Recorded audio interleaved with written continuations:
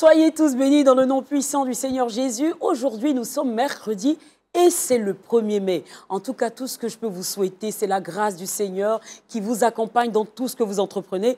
Que sa main de surabondance agisse dans chacune de vos vies. Vous êtes sur Lumière du Monde Télévision et c'est Wake Up. Alors, aujourd'hui, on a la grâce de recevoir le docteur Jonathan Berson qui est avec nous. Bonjour, docteur. Bon matin à vous. Comment allez-vous? Ça va très bien. Très Toujours bien, le sourire. Content d'être ici. C'est une joie en tout cas de vous avoir. Et puis, mercredi, c'est Kids Time. Et puis, il y a tonton Léon qui est là. Bonjour, tonton Léon. Bonjour Prisca et shalom à nos amis. Bon, tonton Léon, il fait comme ça en intro, hein, mais on sait ce que ça donne après. Et puis, il est là aussi, mon très cher Harry. Il est tout sapé comme ça. Bonjour, Harry. Bonjour Prisca, bonjour à nos amis. Merci, puis bienvenue encore au docteur. Et puis bon, après peut-être on va voir s'il ne va pas nous porter la chemise, mais bon, entre autres. Et c'est de qui ça? C'est de Bara, c'est de Bara. Voilà, ouais, on leur fait Bara. un petit coucou comme Ouais, notre merci partenaire. en tout cas. Et puis elle est toute jolie, elle veut que je parle d'elle, je sais, c'est fait belle pour vous, pour le Seigneur. Elle, c'est Madame Sériquette. Bonjour Prisca, comment tu vas? Je vais très bien. Et puis shalom à tout le monde. Bienvenue docteur. C'est vraiment un plaisir de vous revoir après la saison passée. Alors, voilà, le décor, il est installé. On part maintenant pour la méditation dans Méditons ensemble. On lance.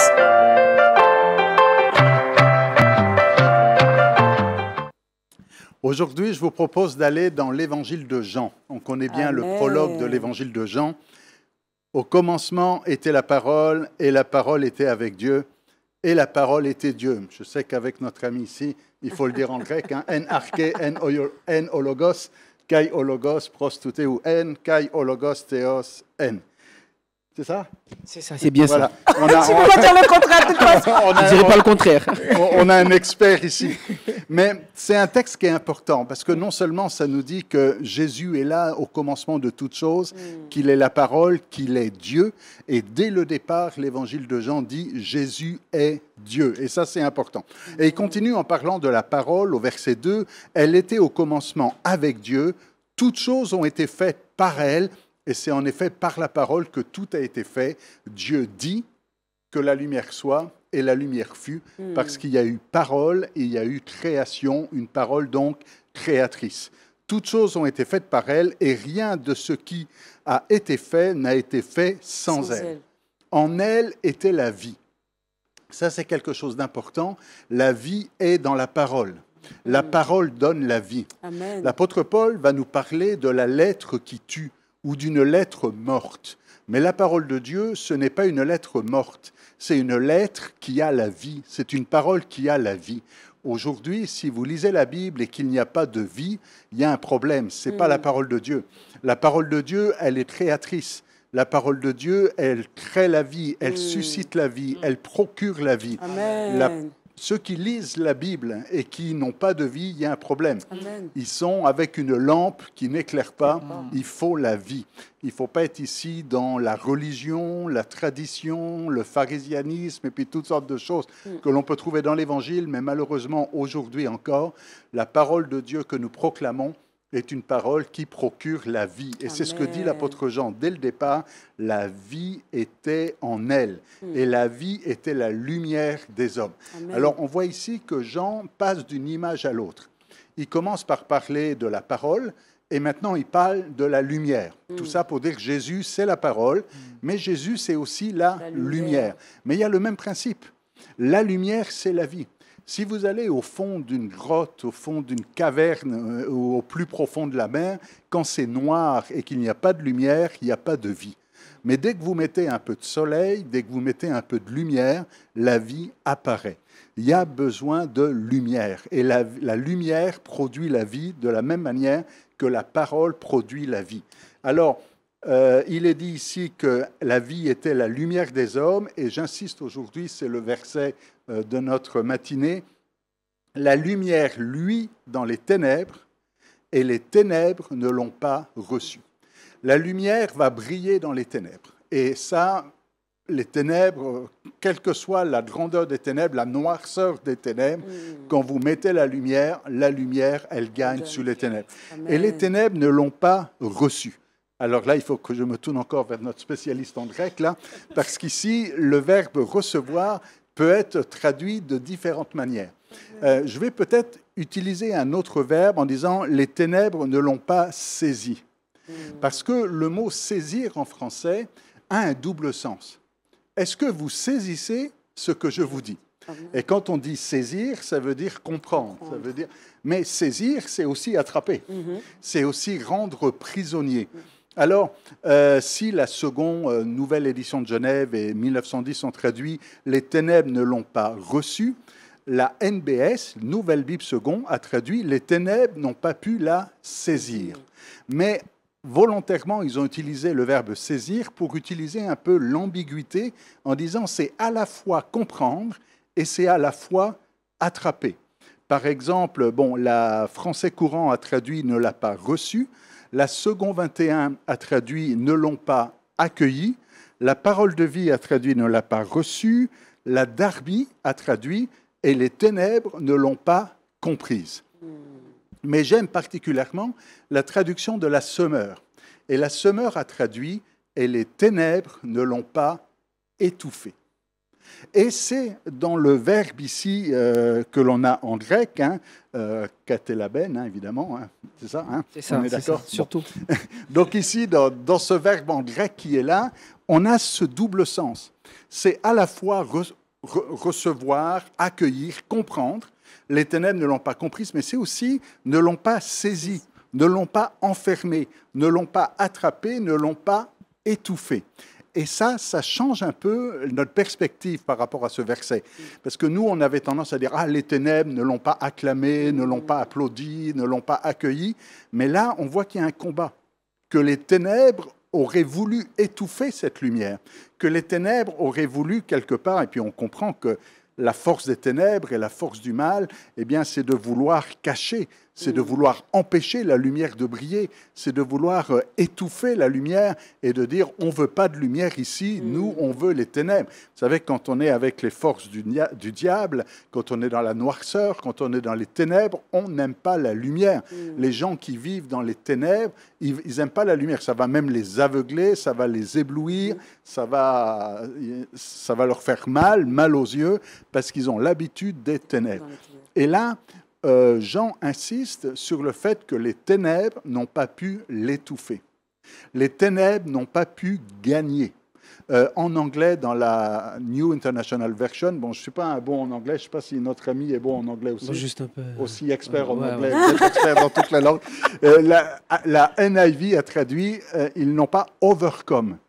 Ils ne l'ont pas surmonté. Ils ne l'ont pas vaincu. Et ça, c'est ce sens-là qui est important dans ce verset, de dire il y a eu une guerre entre la lumière et les ténèbres, mais les ténèbres n'ont pas pu remporter, n'ont pas pu overcome, n'ont pas pu gagner, n'ont pas pu saisir, n'ont pas pu étouffer. Et ça, c'est la bonne nouvelle. Et c'est pour ça que l'Évangile commence comme ça. La bonne nouvelle, c'est que quand la lumière brille, la lumière, c'est Jésus ici.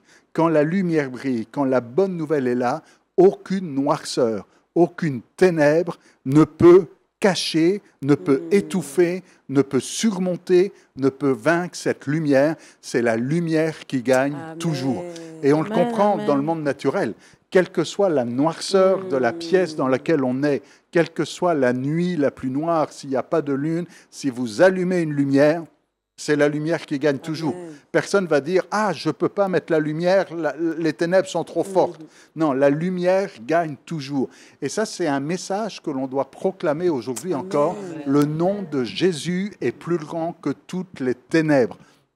Même s'il y a de la sorcellerie, même s'il y a toutes sortes de ténèbres, d'ambiguïté, de noirceur, le nom de Jésus, c'est la lumière que les ténèbres ne peuvent étouffer. Et ça, c'est la bonne nouvelle. C'est la bonne nouvelle que nous vous rappelons aujourd'hui ou que nous vous proclamons aujourd'hui. Le nom de Jésus, c'est la lumière. C'est la parole qui donne la vie, c'est la lumière qui donne la vie, et c'est une lumière que les ténèbres ne peuvent pas vaincre, ne peuvent pas surmonter. Et preuve en est, et c'est l'apôtre Paul qui va nous dire ça aux Colossiens, que Jésus a effacé l'acte, on est dans Colossiens chapitre 2, verset 14, qu'il a effacé l'acte rédigé contre nous, qui nous condamnait par ses prescriptions, il l'a annulé en le clouant à la croix. Et regardez le verset 15, Il a dépouillé les dominations et les autorités et les a données publiquement en spectacle en triomphant d'elles par la croix. Amen. Jésus a triomphé de toute noirceur, de toute ténèbre, Amen. de tout occultisme, de toute sorcellerie, de toute magie, de tout péché le plus noir possible. Il l'a vaincu à la croix et il veut nous rendre participants. C'est pas seulement lui à gagner la victoire, mais il nous tend la main pour que nous ayons la victoire avec lui, en disant, moi j'ai vaincu les ténèbres, mais vous pouvez vous aussi être dans cette lumière et être du côté du vainqueur, Amen. et que ce soit plus les ténèbres qui règnent dans votre vie, mais que ce soit la lumière. Est-ce que la lumière brille dans votre vie? Est-ce que la lumière est là, présente dans votre vie? Est-ce que la lumière est là et règne dans votre vie? Ou est-ce qu'il y a encore des ténèbres, où il y a des nuages qui cachent le soleil? Dans l'Ancien Testament, Jésus est présenté comme le soleil de justice. Dans ses rayons, il y a la guérison. Est-ce que la lumière brille, ou est-ce que vous êtes encore un peu dans l'obscurité, ou même à moitié? On ne peut pas être à moitié. Dans l'Apocalypse, le même auteur ici, Jean, conduit par le même esprit, va dire qu'on ne peut pas être tiède. Il faut être froid ou bouillant. Et c'est pareil avec la lumière. On ne peut pas être à mi-lumière, hein, en disant on est là entre l'ombre et la lumière. Non, non, on est soit dans la pleine lumière, soit on est dans les ténèbres. Et si vous cachez la lumière, il y a un problème dans votre vie. Il faut que la lumière brille, et la lumière a vaincu les ténèbres, et cette victoire, elle est pour vous aujourd'hui. Alors ne laissez aucune ténèbre, aucune ombre de variation. Pour reprendre une autre expression de la Bible, ne laissez rien venir gâcher la joie de votre salut, mais aujourd'hui, rappelez-vous que vous êtes dans la lumière, vous êtes enfant de lumière, c'est une expression que l'on trouve aussi souvent dans le Nouveau Testament, vous êtes fils de lumière, enfant de la lumière est en vous, cette lumière c'est Jésus, et nous le rappelons aujourd'hui avec joie, et c'est une bonne nouvelle, les ténèbres ne l'ont pas reçu, ne l'ont pas accueillie, ne l'ont pas comprise, ne l'ont pas gagnée, ne l'ont pas saisie, ne l'ont pas étouffée. Et c'est la bonne nouvelle pour aujourd'hui encore. Amen, amen. Monsieur le théologien. Parce que là, docteur t'a donné le menton. Hein. Nous, on ne va plus discuter. Hein. Tu es d'accord avec moi? C'est l'expert linguistique. L'expert linguistique. Alors, qu'est-ce que tu as à dire de ce puissant message? Jésus au-dessus de tout. Moi, c'est vraiment ça que j'ai retenu. Prisca, franchement, avec Jonathan Berceau, avec le docteur, vraiment, on reçoit toujours une parole de connaissance. Au fait, quand on lisait ce verset pour dire le monde ne l'a point reçu, on se dit, bon, Jésus est venu dans le monde, les gens l'ont rejeté. Pourtant, une autre révélation de la parole de Dieu pour dire que les ténèbres ne l'ont pas vaincu. Amen. Quelle grâce! Et quand on se souvient de cela, on dit automatiquement à bas la maladie, à bas la sorcellerie, parce que Jésus-Christ vous a déjà vaincu. Et ce matin, c'est une grâce, c'est une bénédiction pour moi. Et je sais que pour celui qui suit, c'est une grâce qu'il a reçue ce matin. Vraiment. Amen. Effectivement, on appréhende mieux ce verset quand on a une coupure d'électricité. Donc, c'est vrai. Quand on a une coupure d'électricité, tu te rends compte à quel point les ténèbres sont là, mais une petite bougie vient éclairer toute la pièce. Et une fois, je me disais, mais imagine, on dit le monde est dans les ténèbres, mais imaginons les ténèbres qu'il y a, et nous qui sommes chrétiens, la lumière que nous sommes dans ces ténèbres, vraiment, c'est une révélation que le docteur vient encore nous donner ce matin. Et nous, chrétiens qui avons accepté cette lumière-là, soyons des éclaireurs, partageons, et que cette lumière-là puisse éclairer toutes ces personnes qui sont encore dans les ténèbres autour de nous. Je vois Tonton Léon sourire. Tonton Léon, je veux t'entendre sur ce beau message du docteur. Je vis la profondeur du message et ça m'emmène loin, je réfléchis. Ça, j'ai remarqué. Voilà, il y a beaucoup de choses qui tournent dans le cœur. Il y a ce chant-là, les ténèbres ont reculé. C'est vrai. C'est ça qui me vient. Les ténèbres ont reculé devant l'œuvre de la croix, devant la lumière. Et comme Kate était en train de le dire, si ce monde a des soucis, ce n'est pas parce qu'il y a beaucoup de ténèbres, c'est parce qu'il y a moins de lumière. Et surtout parce qu'on cache. C'est ça. Si on commence à briller, à laisser cette lumière-là en nous exploser, les ténèbres vont reculer et la lumière, comme le pasteur l'a dit, les ténèbres ne pourront pas surpasser cette lumière. Et cette lumière va de plus en plus éclairer et faire fuir les ténèbres. Il y a quelques semaines au Québec, hein, je viens du Canada, quelques semaines au Québec, au Canada, on a eu une éclipse totale. Si, effectivement. Alors, vous avez le soleil et vous avez la lune qui passe devant le soleil et qui cache la lumière. Et vous avez la nuit en plein milieu de la journée. Ne laisse rien se mettre entre toi et Dieu et cacher cette lumière et rester dans les ténèbres. Tu dois rester dans la lumière. Amen. Docteur, j'ai envie de vous demander, en ce moment, nos frères, nous sommes aujourd'hui le 1er mai, il y a des personnes qui justement ont des talents, des dons, mais qui se laissent éteindre parce que voilà, ils n'ont pas la foi, ils sont éprouvés, de prier pour nos frères et sœurs qui nous suivent en ce moment sur LMTV. Je reviens avec l'image de l'éclipse. La lune, c'est tout petit par rapport au soleil. Mais comme c'est près de nous, quand c'est près de nous, le tout petit peut cacher le très grand. Et s'il y a des problèmes que tu gardes très près de toi, ça va cacher le Dieu très grand de l'univers. Ne laisse pas les petites choses te cacher le Dieu grand de l'univers.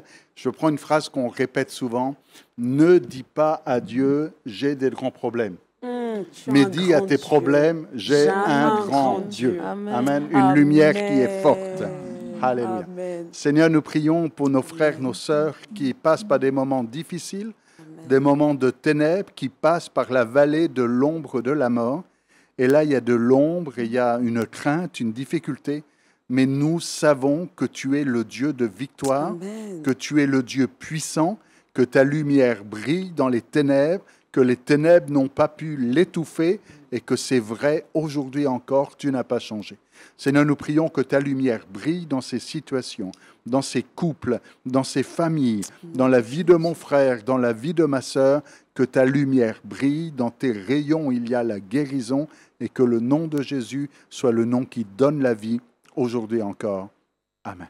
Amen. Et c'est sur cette belle prière que nous partons pour Culture Actu.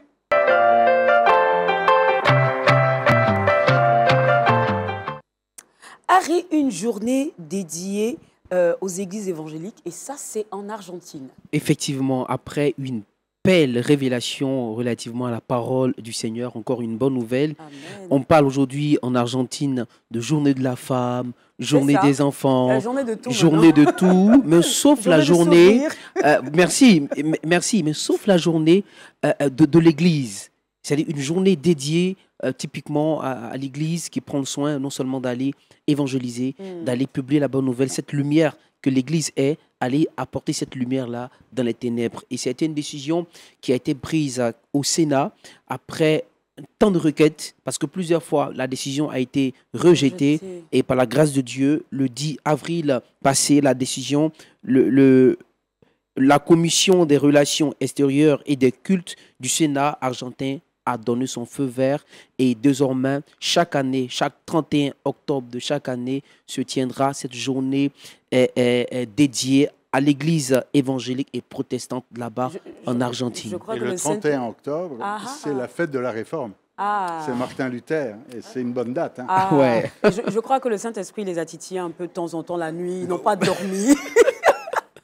Merci. Le Seigneur a vraiment fait sa part et c'est vraiment une bonne nouvelle. Amen. Ça a été un moment merveilleux, a déclaré le responsable de ces différentes églises, le pasteur Christian Houft, qui a, lui et son église, ont célébré vraiment cette bonne nouvelle et nous croyons que Dieu sera glorifié par cette occasion. On ne dit pas que c'est seulement le 31 octobre qu'il faut servir Dieu tous les jours, mais quand même si cette journée est dédiée à l'église, je crois que ça fera encore plus de bénédictions pour le peuple de Dieu. Ça sera international, parce que là c'est national. Bien sûr.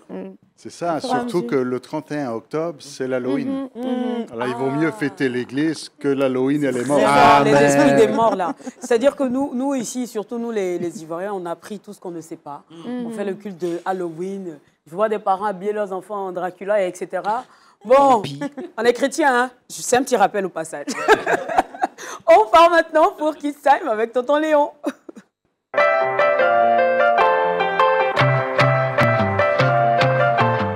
Tonton Léon, papa seul élevant son enfant, maman seule élevant son enfant. Comment est-ce que vous, en tant qu'accompagnateur, conducteur, vous pouvez aider ces parents qui élèvent seuls leur enfant?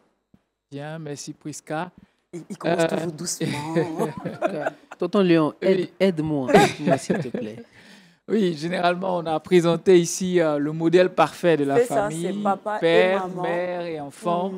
C'est le cadre idéal, le cadre par excellence mis en place par Dieu. Amen. Mais des événements et des circonstances font que beaucoup de parents se retrouvent seuls avec leurs enfants. Ça peut être le cas des veuves ou des orphelins. Ça peut être le cas, malheureusement, de divorce. Voilà. Ou bien des jeunes filles mères, c'est-à-dire qui, dans le parcours de jeunesse, ont eu des relations qui sont soldées par une grossesse. Et puis après, les enfants en mariage également. Le père a démissionné. Voilà, le père a démissionné. Il y a aussi même des enfants issus de viols, bien sûr, de violences, des femmes abandonnées, des cas d'adoption aussi, il faut le dire, des cas d'adoption légales comme traditionnels, c'est-à-dire en Afrique, ça se fait. C'est-à-dire... Et des papas aussi qui sont abandonnés par les mamans. Qui oui, tout à fait. Ça aller vivre leur jeunesse que...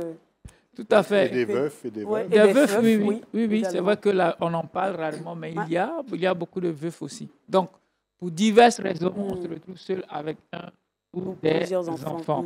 Donc, c'est de tous ces cas-là que je veux parler aujourd'hui. Et j'aimerais encourager l'Église, d'abord, premièrement, pour pouvoir aider ces personnes, il faut mettre un cadre formel dédié. Quand je dis un cadre formel dédié, il ne faut pas attendre à la fête de mère pour se souvenir des veuves, pour se souvenir des personnes et démunies et tout ça, et puis au passage, et c'est fini. Voilà. C'est-à-dire, au sein de l'Église, il faut mettre en place un département ou un ministère rattaché à un département qui existe déjà, qui va s'occuper de ces personnes-là. Parce que c'est des personnes vulnérables, c'est des types de familles, on appelle ça des familles monoparentales. Voilà. C'est un type de famille assez spécial qui nécessite un accompagnement, un regard spécial de l'Église. Donc, mettre en place un cadre dédié qui va les identifier, les recenser et voir aussi les conditions. C'est-à-dire, après le cadre, ce cadre-là doit travailler à identifier les conditions dans lesquelles ils sont retrouvés seuls. Tonton Léon, moi, j'ai une question sur ça. Parce que ce qu'on observe aujourd'hui dans nos églises, et malheureusement dans nos églises, je spécifie, c'est que oui, on prend soin de la veuve et l'orphelin parce que la Bible le mentionne très bien, mais on a tendance plutôt à juger les mères célibataires. Les mères célibataires. Ou les pères célibataires. C'est ça. Ça fait partie de mes points. on va y arriver. Donc, il faut identifier quel est le souci. Pourquoi il est seul? Pourquoi elle est seule? Parce que les cas sont différents. C'est ça. C'est une veuve. OK, elle a perdu son mari. C'est un veuf, voilà. C'est un enfant issu d'un viol, attention. C'est une jeune fille abandonnée, attention. Des cas de souffrance, donc, sont là. Il faut pouvoir les comprendre et les identifier. Il faut aussi avoir la compassion, amour et compassion contre rejet, abandon et jugement. Là, je rejoins ce que tu disais tout à l'heure. Amour et compassion contre abandon et rejet, jugement et condamnation. C'est des personnes déjà vulnérables. C'est ça. Peu importe les conditions dans lesquelles l'enfant est venu, un enfant est toujours un projet de Dieu. Même un enfant, peut-être que les gens ne sont pas d'accord quand je le dis souvent, même un enfant issu d'un viol est toujours un projet de Dieu. Il n'est pas venu dans les conditions que Dieu a prévues, mais si Dieu permet que cet enfant vienne, il répond toujours à un projet de Dieu. Amen. Donc, la mère, en jugeant, en condamnant, ça n'aide pas en fait. Il faut recueillir ces jeunes filles mères, il faut comprendre leurs besoins, il faut leur apporter de l'amour, de l'attention et il faut les aider à pouvoir reconstruire leur vie et reconstruire même des relations solides dans le mariage. Parce que ce n'est pas ça qui détermine leur vie et le projet de Dieu. C'est des défis de parcours. Oui? C'est un autre débat sur les réseaux sociaux en ce moment. Voilà. Je crois que tonton, tu as vu ça un peu, non? Sur l'histoire des mères célibataires à ne pas épouser en griffe. Oui. Tu as vu ça? Oui, ça fait partie même d'une émission sur LNTV. C'est un peu triste, quoi. Et des chrétiens qui commentent. Hein, on cherche le regard de Dieu. Exactement. Comment Dieu voit ces personnes? La femme adultère qu'on a transportée devant Jésus, Il a dit que celui qui n'a jamais péché jette... Voilà. Jésus n'était pas en train de justifier le péché de cette femme. Mais Jésus est venu pour sauver. Amen. Et il sauve les vivants. Il a besoin de cette femme vivante pour que lui, sa grâce opère. Donc, on ne va pas la lapider pour qu'elle ait l'occasion d'être sauvée. Alors, si nous, Église, on commence à s'établir, à s'ériger en juge, l'amour et la grâce payent. La Bible dit, la loi nous a été apportée par Moïse, mais la grâce et la vérité nous ont été apportées par Jésus. Donc, grâce avant vérité. Donc, avoir un regard plein d'amour et de compassion et non un regard de jugement. On ne va pas excuser les situations dans lesquelles, si c'est un cas de péché, on traite le péché, mais le salut est plus important. Alors, en cas de possibilité où la personne qui est seule veut rentrer dans une relation et se remarier, dans le processus, il faut intégrer les enfants. Exactement. Ça, c'est important. Beaucoup d'hommes ou beaucoup de femmes se sont engagés dans des mariages. On n'a pas tenu compte des enfants. C'est mon mariage. Je veux me remarier. Que les enfants ont fait quoi? Qu'est-ce qu'ils ont à décider? Ils n'ont rien à dire. Ils n'ont rien à dire. Et pourtant, la personne qui vient, si les enfants ne sont pas pris en compte, mais finalement, c'était mieux si vous étiez seul avec vos enfants. Seul, c'est ça. Parce qu'il y a des situations de familles récomposées qui sont vraiment dramatiques. C'est-à-dire la condition de veuve et de veuf était le moins mal. Voilà. Donc, intégrer les enfants dans le processus rapidement, parce que ça, c'est tout un autre chapitre, c'est de les informer sur votre projet, de créer la relation avec l'homme et la femme avant même de parler de mariage, l'intégrer peu à peu dans leur vie, amener les enfants à l'accepter, à comprendre que cette personne va prendre une place plus grande dans notre vie et accompagner papa et maman à créer cette relation. Donc, cette famille récomposée va vivre sous la grâce. Chacun va trouver sa place. Mais si on force une nouvelle relation, ça devient difficile. Pour les enfants, leur trouver des pères de substitution, si c'est une veuve. Et ça, c'est le travail de l'Église. Trouver des pères ou des mères de substitution. C'est-à-dire, l'Église, les autorités devaient travailler à affecter des pères spirituels qui vont accompagner les veuves. Qui ne vont pas devenir des époux. Ils ne deviennent pas des époux des veuves, mais des pères de substitution. C'est-à-dire dans l'Église. Dans d'autres traditions, tonton Léon, il y a également les pères adoptifs qu'on donne, mais généralement, ils jouent difficilement leur rôle. Donc, ce que tonton Léon est en train de dire, c'est vraiment juste. Oui, des pères de substitution qui vont prendre des nouvelles. C'est-à-dire, à un moment donné, ils deviennent adolescents.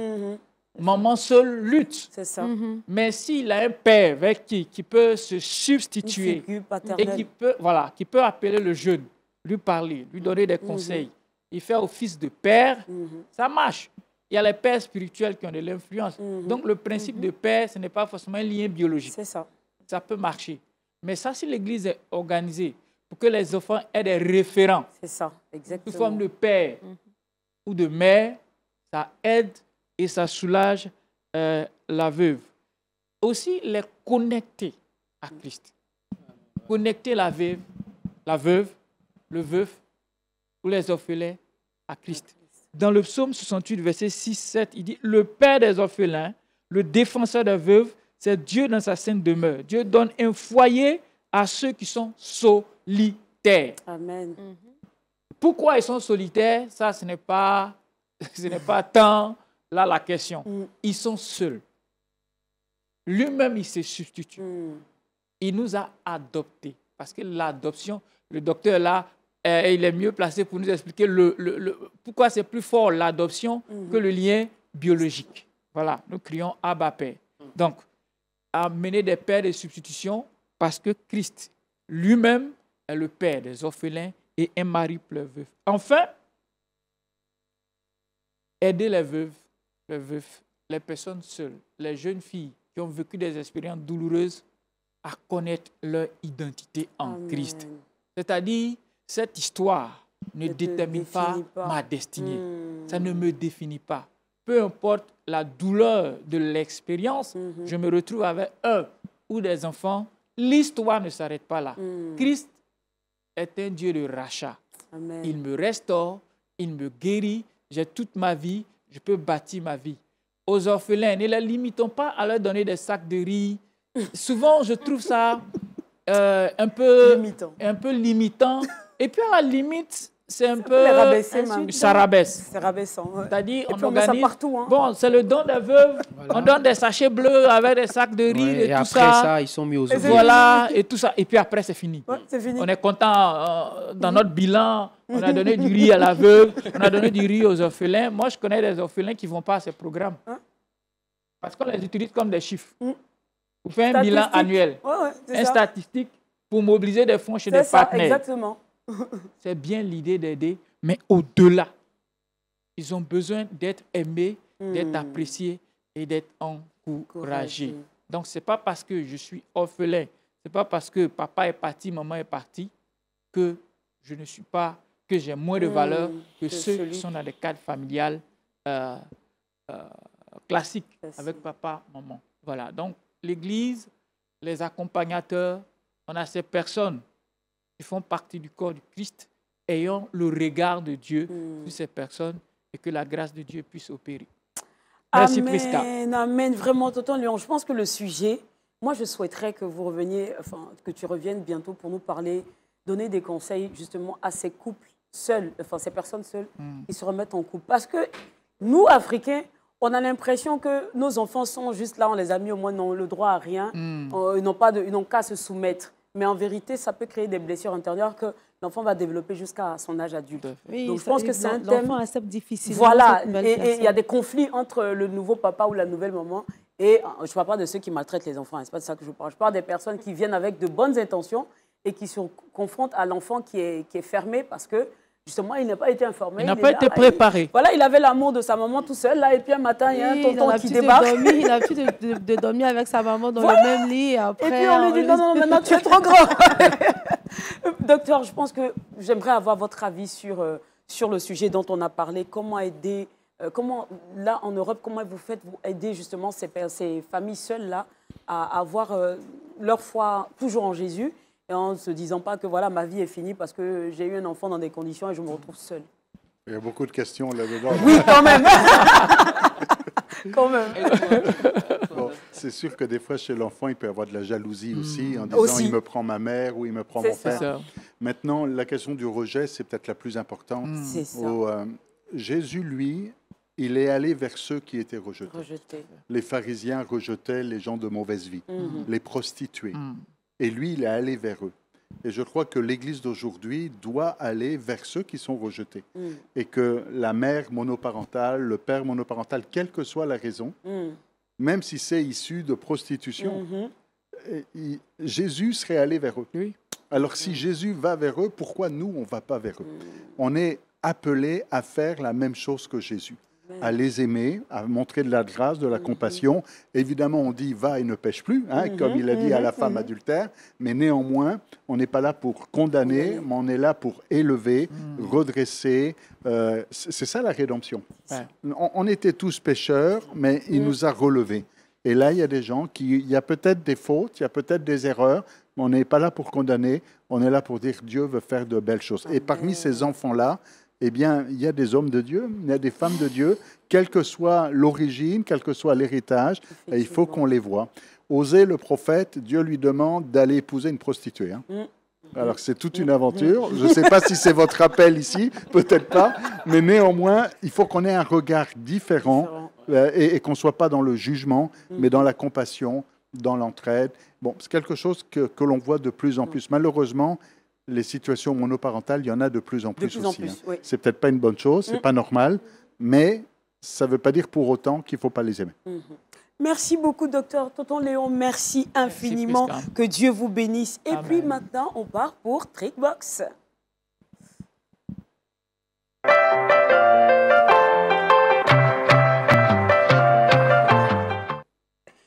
Kate veut nous parler des vertus de la date. Oui, aujourd'hui, on en parlera. Bon, sinon, on en parle maintenant. Voilà, après avoir fini de parler de famille monoparentale, tout ça. Alors, la date. Tonton Léon, est-ce que tu en as déjà mangé? Souvent. Désolé. Je connais bien la date, je consomme souvent. Docteur, chez vous, au Canada, il y en a? Est-ce qu'il y en a? Oui, la date, c'est...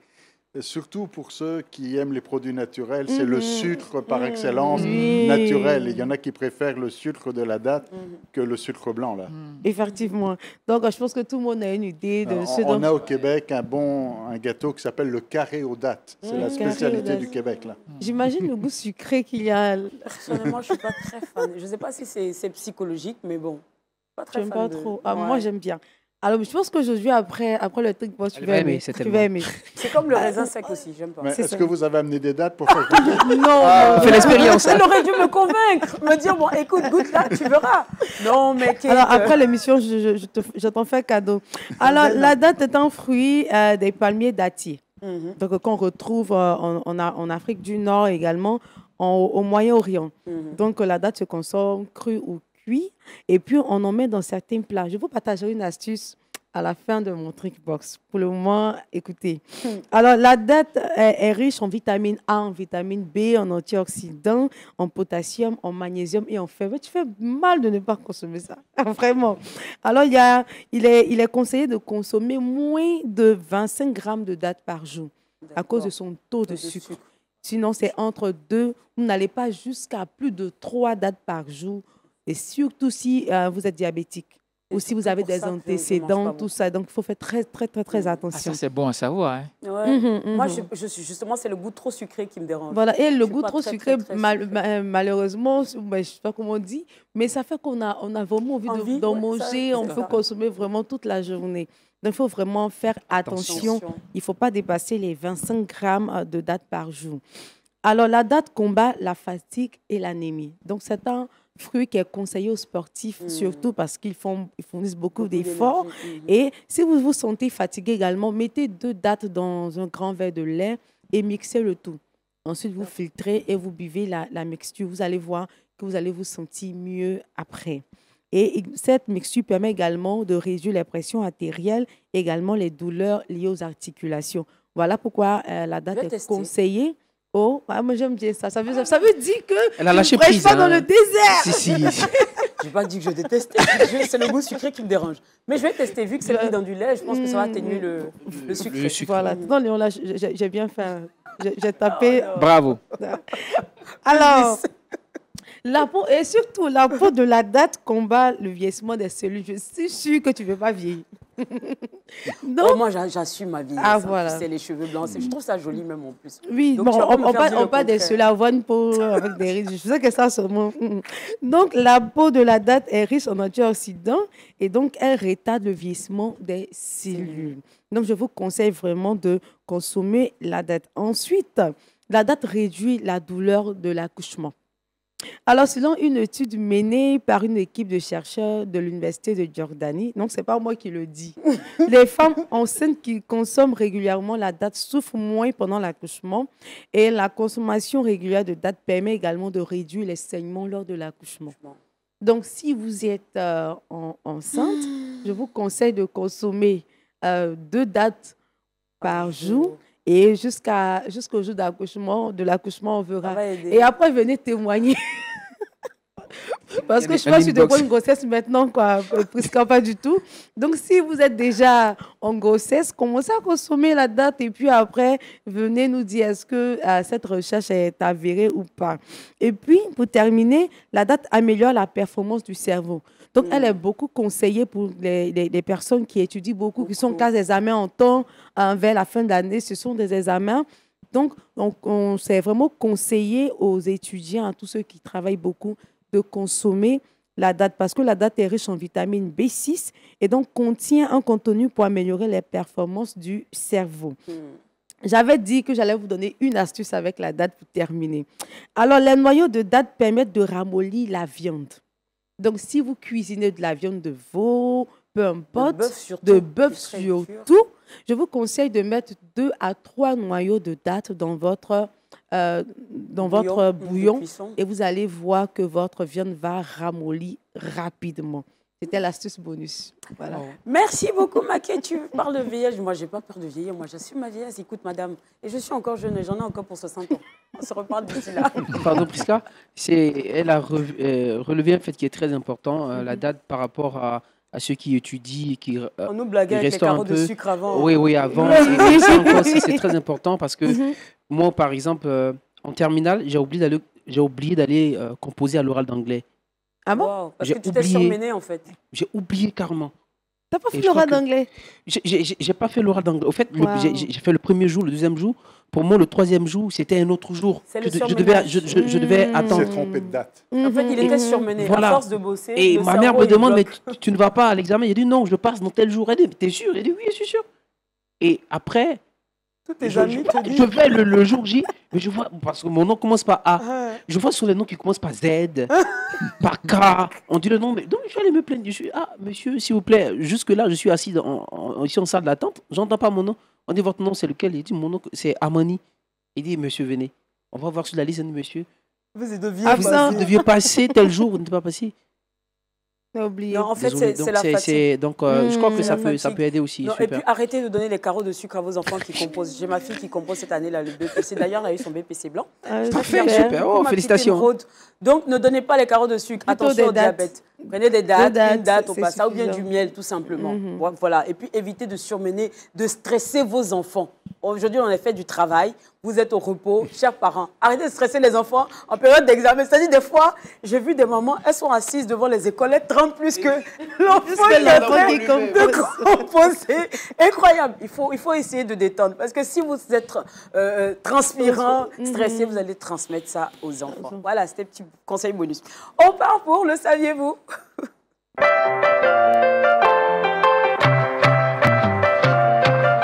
Harry nous parle du tabernacle.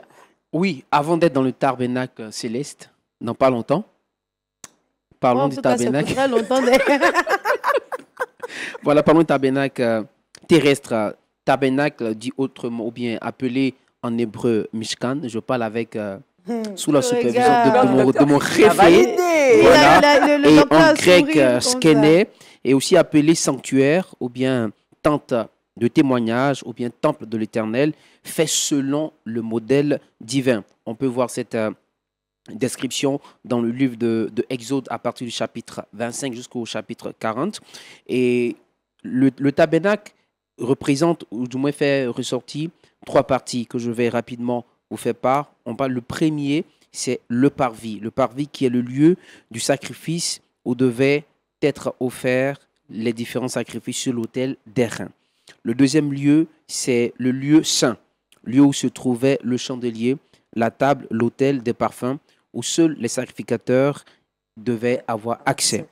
Et troisièmement, le lieu très saint, qui est le lieu de la présence de Dieu, où l'arche de l'alliance est séparée du précédent par le rideau, et aussi où seul le chef des sacrificateurs y avait accès une fois par an. Le temple de Jérusalem avait un semblable, une disposition qui, bien sûr, reflétait la disposition faite dans les lieux célestes. Donc, voici un peu ce qu'il faut savoir sur le tabernacle. Amen. Je crois que le docteur a validé, il a acquiescé. Il n'a rien dit, mais il a acquiescé. Donc, voilà. Donc, tu es béni, mon très cher Harry. Amen. Merci Amen. pour toutes ces informations. Cette émission tire à sa fin et on va laisser la dame Kate nous donner le verset boussole qui va accompagner notre journée. Jean 1, verset 5. La lumière, lui, dans les ténèbres, et les ténèbres ne l'ont point reçue. Amen. Amen. Ainsi, nous vous souhaitons de recevoir la lumière chez vous. Partagez cette lumière autour de vous, que la lumière du Nous Seigneur... allons déjà un peu avec lumière du monde. Avec lumière du télévision. monde télévision, comme le docteur voulait dire. En fait, il était dans mon esprit, c'est ce que je voulais dire. Et que cette lumière-là demeure et jaillisse autour de vous et que la grâce du Seigneur soit avec vous. Passez une excellente journée. Restez sur Lumière du monde télévision. Soyez bénis. Shalom chez vous. Shalom. Pile à l'heure.